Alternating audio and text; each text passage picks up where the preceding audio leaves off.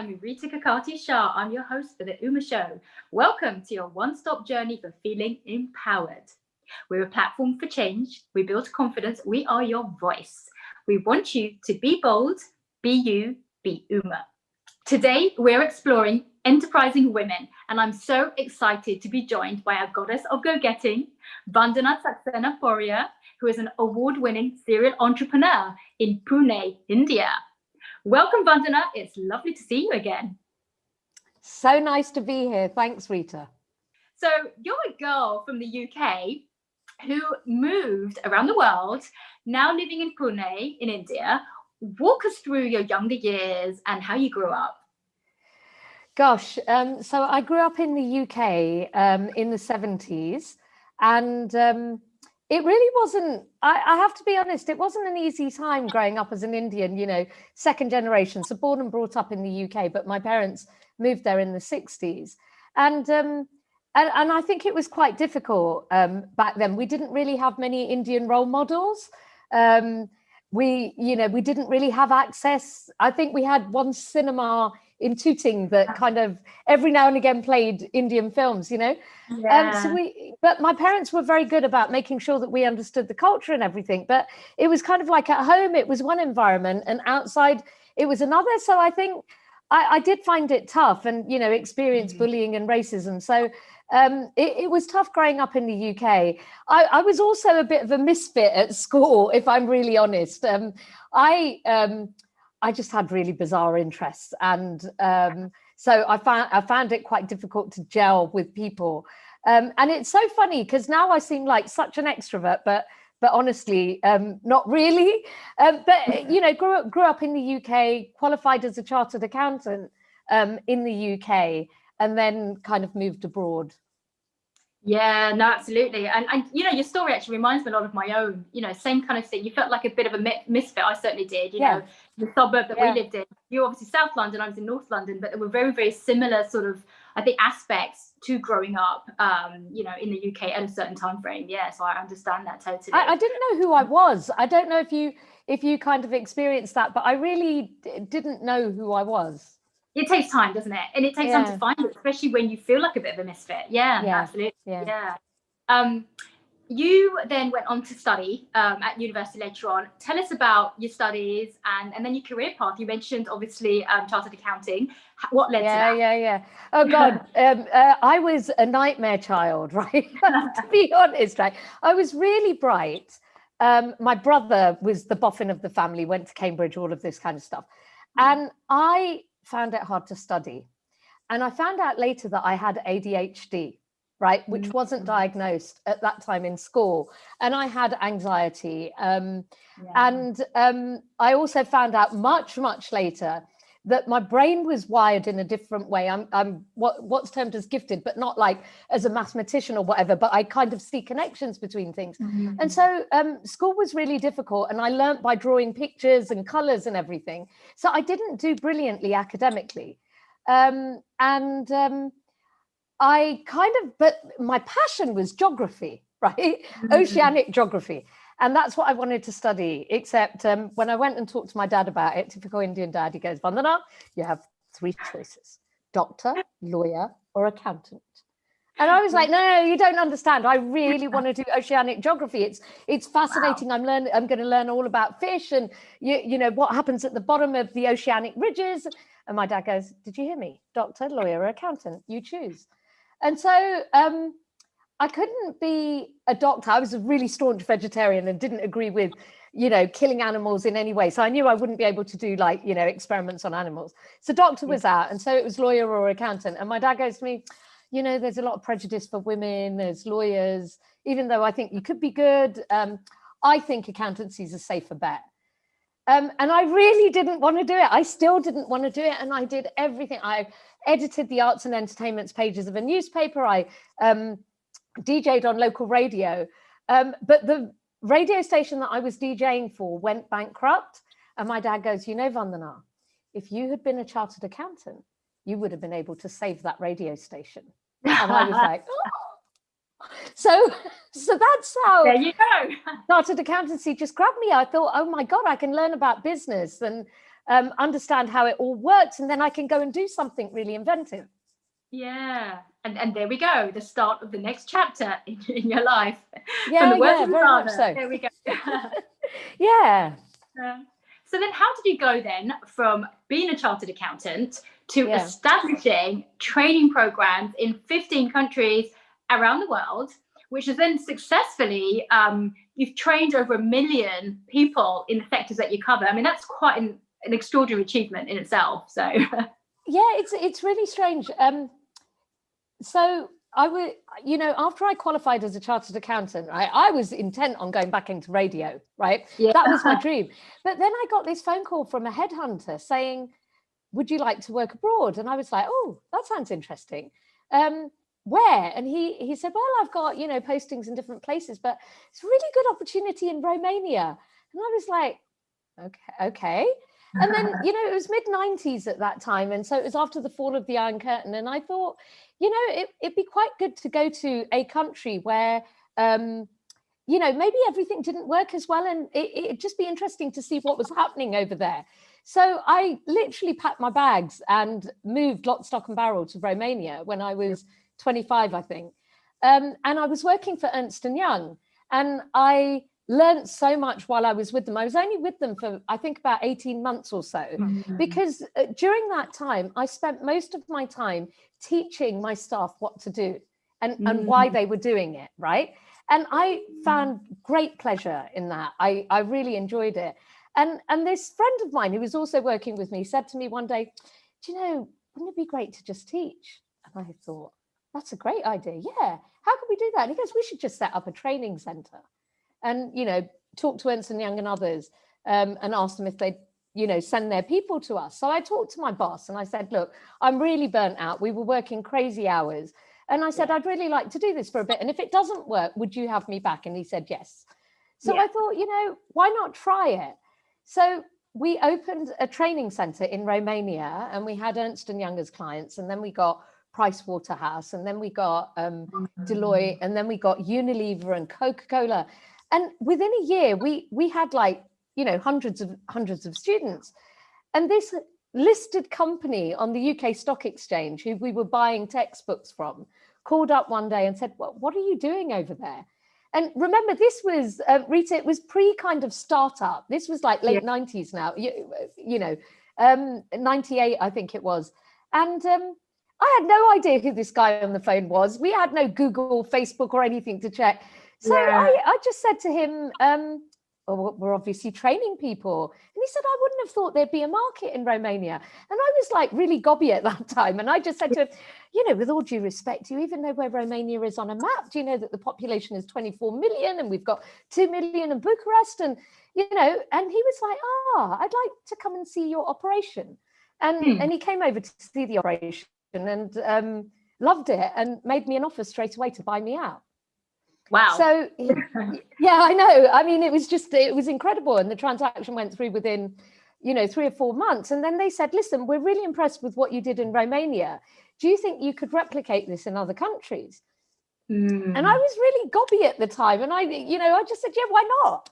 Not thinking for a second that Romania is not like Poland. And, you know, it's like, is the East Coast of the States the same as the West Coast? No, I mean, different personalities. So it was a really amazing learning experience, but opened these centers across Central and Eastern Europe, Romania, Poland, Hungary, Czech, Slovakia, Ukraine, and some others. Yeah. Amazing. I mean, wow. I mean, there you go. So you don't know what one thing just led to something else. And it's so remarkable from that one conversation, that one phone call, and now look, you know, amazing. You know, and this is the one thing that I say, especially to women, you know, take a chance. It might not work, but what is failure, right? Failure is just, it's learning. Yeah. And so why not take a chance? Absolutely. And you don't know unless you try. Absolutely. Exactly. Yeah. Exactly. Yeah. And then that led kind of your journey through that process led you to doing strategic work actually with companies, didn't it? Tell us a bit about that. And then also just leading from that, you know, how that led to your work with helping clients rewrite endings to their challenges. I love that. I'd love to hear all about that. So yeah. Let's rewind back to 2005, and I was 7 months pregnant with number two. And I had always, since I was a kid, said that I was going to live in India, right? India was kind of like this home. We used to travel to India. I felt very at home here. And I just felt that India was a nation of 1 billion entrepreneurs that could become 1 billion Unilevers or Tatas or, you know, whatever's, if they had the right education. Very naive, but this is what I felt. And so my thesis was I wanted to come to India, wanted to start training. So I set up a training company in India in 2006, the year after my daughter was born. You know, we had, you know, a lot of ups and downs in that business. We went through the crisis that happened in the, you know, sort of around 2007 and stuff.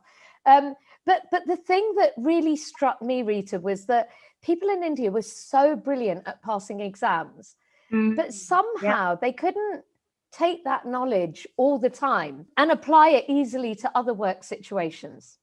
Right. And so I started to look at, why is it that my ex-husband's family come from the villages in Gujarat, and within one generation in the UK, they've gone on to do amazing things like go to Durham, go to Imperial, go to the States, do startups. And yet their family in Gujarat, they're still in the villages. Why does that happen? So that's what really kicked me off on this idea of what's going on in our minds.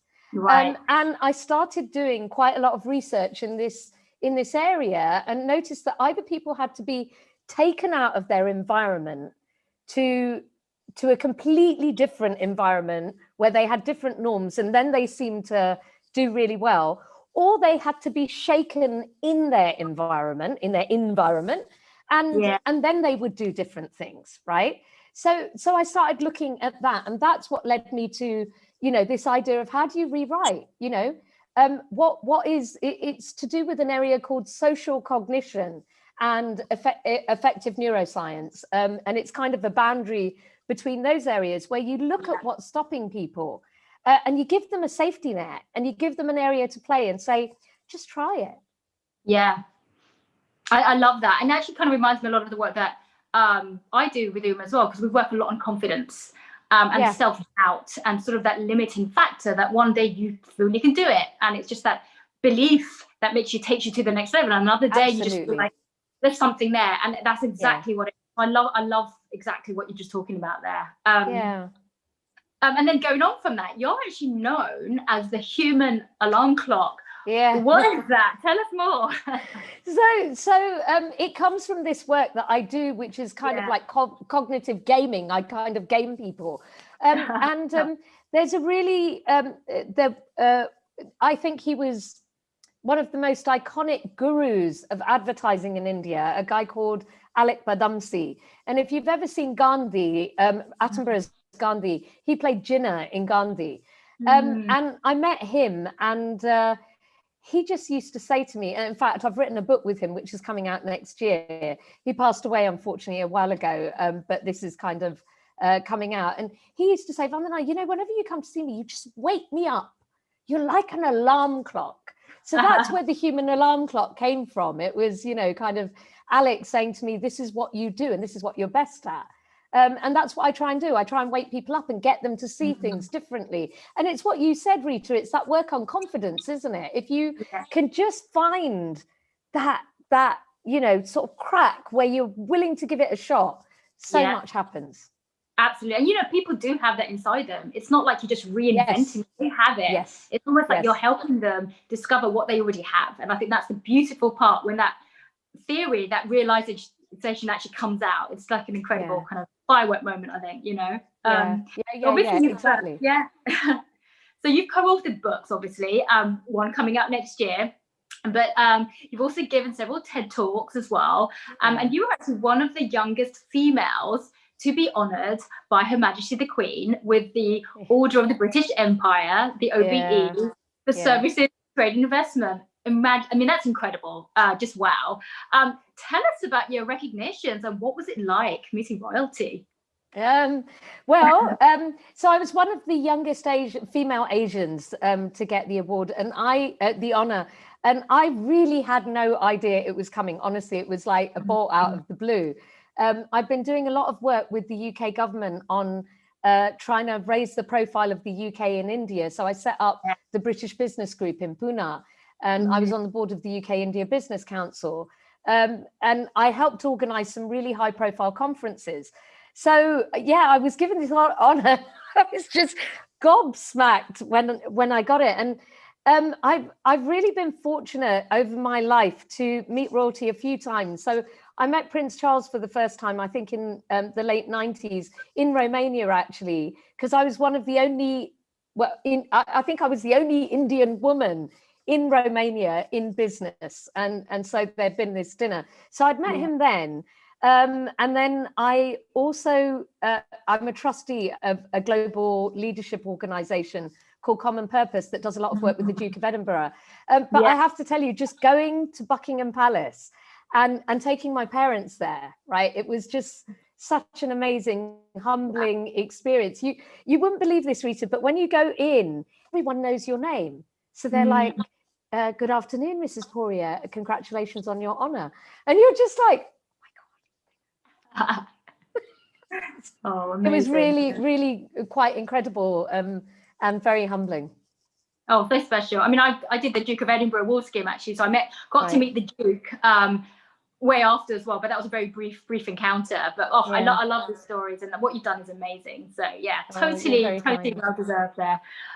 So obviously you are very accomplished, and it can't have been easy along the way. Can you share a challenge or two that you faced and how that impacted you?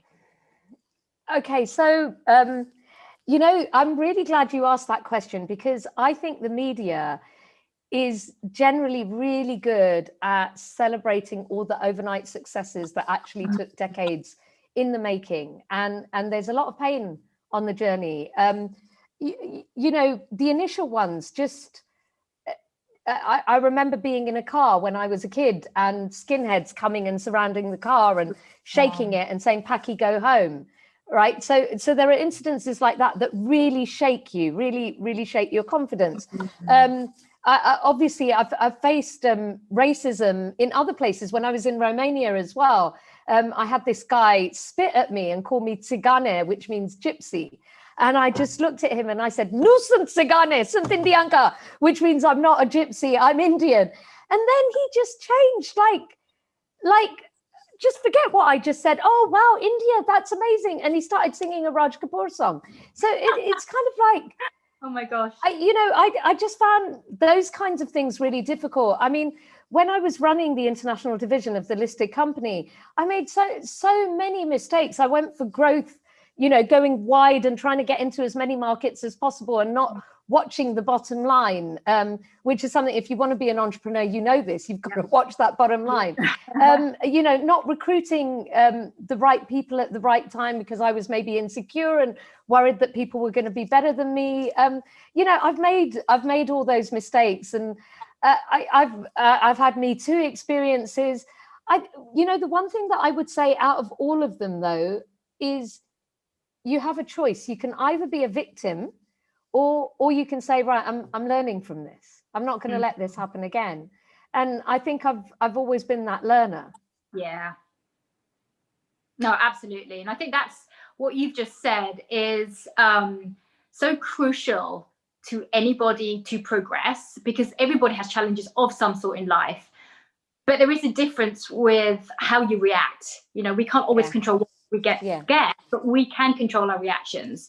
So either you sort of take it and you call up in a ball, that victim mentality you just spoke about, or you think, you know what, I want to do something about this, or yes, it does hurt you, no one's going to deny that, but what am I going to do about it? How can I better myself and move forward from this? So I totally resonate with that. Exactly. Yeah. I agree with you. I also think you do need time to grieve about these things as well. I don't think you can just pick yourself up and just get going. I mean, it took me years to get over some of the things that have happened. And I think sometimes as women, I don't know about you, Rita, but I'm very hard on myself. I'm my own worst enemy more than I'm my own best friend. Oh yeah, we are very critical. So we're perfectionists by nature. And that's part of the pressure we put on ourselves ever since a young age. We've been doing it, you know. So did you actually face issues because you were a woman and one of color? And what did you do about that, if so? Oh gosh. Several, Yes, maybe. yes, just Where do like you in start? so many places. But it wasn't just, the funny thing is, when you get into understanding bias, you suddenly notice there are so many other isms apart from the sexism. I mean, I faced casteism, I faced ageism, positionism. I mean, you name it, I faced it. Because I got promoted at such an early age to being the CEO of the international division, people wouldn't take me seriously in meetings. They didn't think I knew what I was doing. And it was exacerbated because I was female, I was Asian, and I looked a lot younger than I actually was, right? So yeah, I've faced a lot of it. And, the thing that I would say is, I think movies show the happily ever after, and life isn't happily ever after. Life is a roller coaster. And I think the sooner we realize that it is a roller coaster and we can just hold on and go with it. So, what did I do about it? Quite honestly, I have this little technique that I call the LCD, which is the lowest common denominator. So if I've got a problem, if I'm feeling a challenge with anyone, I'll just really gently ask questions and try and find something that I have in common with this person. And I've just found that really alters the relationship so much. So that's my secret. That's what I do. And I don't do it manipulatively. I just do it because I'm genuinely curious about people. And so, often if somebody is being nasty to you, they're not made that way. They've become that way because something's happened to them. So, just like we want people to cut us slack, we should cut others slack. Yeah. You know what? Everything you said just resonates so much. Even when I was younger and I used to get called, all sorts of sort of names and had those situations, same thing. I think, well, they're doing that because of a background of a different sort of understanding or fear that they have. So I used to just end up in conversations with them, initially agreeing with them with certain things about, okay, I understand if that would happen, that would make you feel that way. I'd be frustrated too or whatnot. Yeah. And then we just used to chat, and I ended up becoming friends with my aggressor, so to speak, and diffusing. And that's how I got into my negotiation work, because there is a way of empathizing, but before you do that, you have to understand, but there has to be a genuine desire to do that. Absolutely. At the moment, I'm seeing so much stuff where people are like, it is, yes, you do need to feel empowered. What I do is women's empowerment, but there's a way of doing it. There is a difference between feeling empowered and acting too entitled. So it's very much like you versus me, and one is right, one is wrong, and they're the only two outcomes. I'm like, that is not life. That is not actually going to get you anywhere in the run. Moving on though, tell us a bit about your family life and what do you like to do in your spare time? So I have 2 gorgeous kids, right? Actually, that's really unfair to say that. I actually have 5 children, if I look at it in terms of, I have a dog as well. So she's definitely one of my kids. But my son, Jay, is turning 17. My daughter Zara just turned 15. Trixie, the dog, is 9 going on 10. And then I have these 2 adopted daughters who are kind of like in their early 20s. And like they've been with me, they've working on various projects with me. And so I consider them all my family. But yeah, my kids are just, I would say, my biggest teachers, actually. I think it's really wrong of us to say that as parents, we teach kids. No, I think I've learned more from my kids than I think I've ever taught them. Oh yeah, absolutely. You know what? It's funny you said that, because people, talk to me and say, hey, what's it like to be a CEO? And I said, it's funny you said that, because ultimately my kids are the CEO and COO. I work for them. So that's a really good one. Yeah, because everything I'm doing, my mission, my vision, everything ultimately is about how does it impact the next generation? What will this do for them? Their legacy? What can I do that one day will actually positively change their lives that they can take forward? So ultimately that's what it's about, I think, anyway. So yeah, no, and I agree with you, absolutely. And my daughter, Zara, she's like a great footballer. And when she was 13, because she's really good at it, she became captain of the under-16 team. Wow. And she came home and she was in tears and she was like, all these girls are older than me and they're never going to listen to me and all of this. And I said, they won't listen to you if you talk like that. Why do you think the coach made you the captain?